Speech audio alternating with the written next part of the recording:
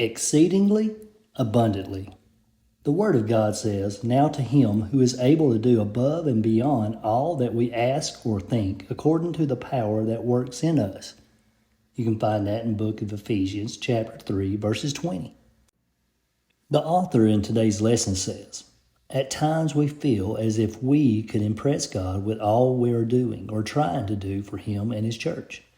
Yet God has yet to be impressed with even the most grandiose human aspiration. You will never set a goal so big or attempt a task so significant that God does not have something far greater that He could do in and through your life.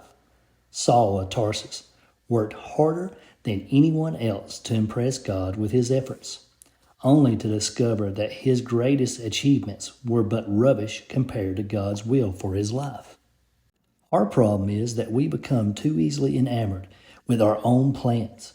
If we are attempting to do noble or difficult things, we assume that we must be experiencing the maximum potential for our lives and that God must, therefore, be pleased with us.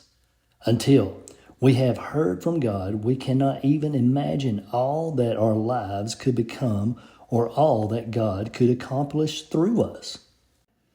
We need to remind ourselves that the Father sees the big picture, that His power far exceeds our limited imaginations. We must set aside our own agenda, however lofty. We must never become satisfied with our own dreams, for they are finite at best. When we follow God's direction, we will witness things happening in our own lives that can only be explained by His powerful presence. How can we be satisfied with anything less?